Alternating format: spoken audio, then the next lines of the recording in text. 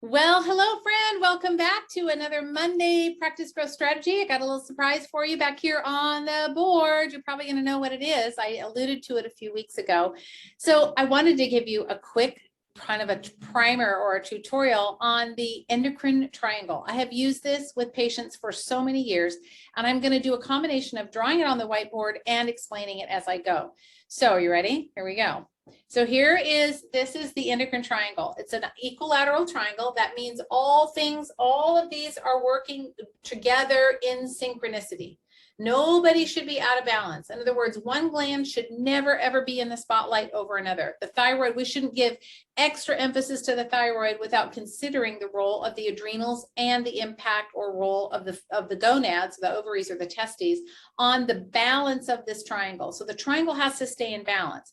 The thing that really works the hardest to try and keep the triangle in balance is the hypothalamus and the pituitary, because that's where that signaling is coming from, right? So the hypothalamus takes all that information, filters it, funnels it, makes an interpretation, and then decides who needs to take what action. And as it has to do with the endocrine system, that would be the pituitary, the anterior pituitary.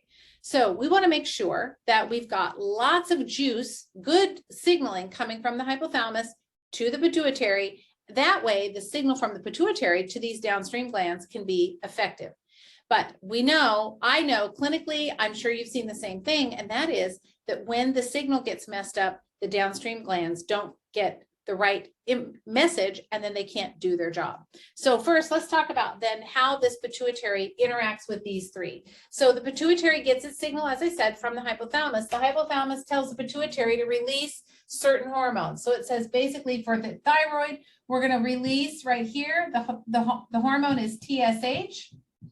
For the ovaries and testes, we have FSH and LH. And then over here, for the adrenal glands, we have ACTH. Now, the pituitary, under all good normal circumstances, this right here works brilliantly.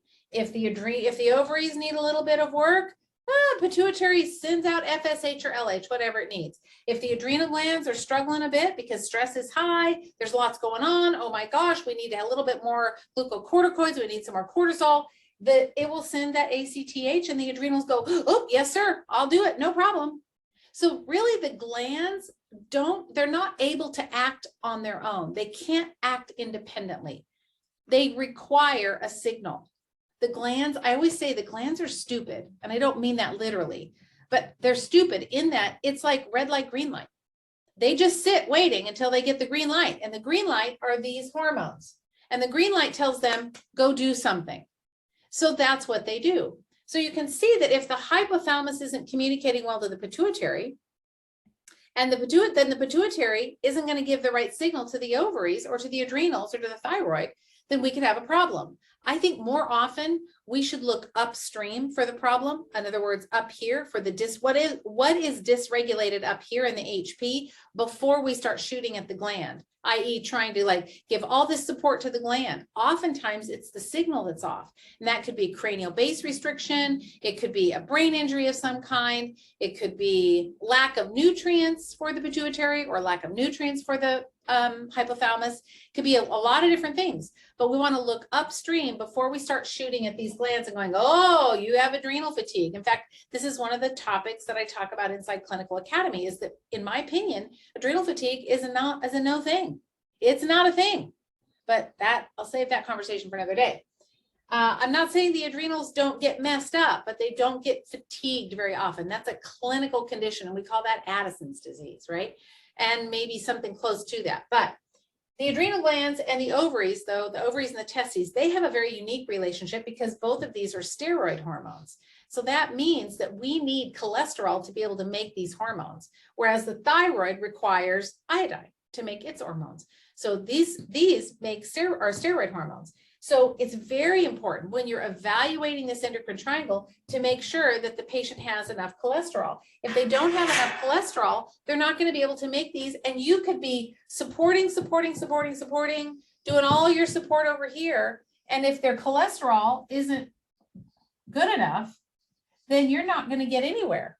you're not going to be able to support either one of these. So part of evaluating the endocrine system, especially these two, is ensuring the patient has enough cholesterol. And I think cholesterol levels today are lower than they probably should be for optimal health.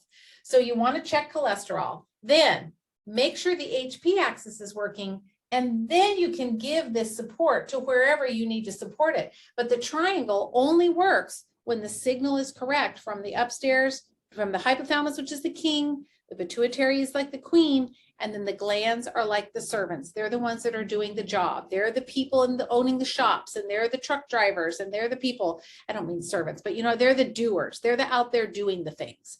The hypothalamus, the pituitary aren't doing anything except calling the shots. They're like air traffic control.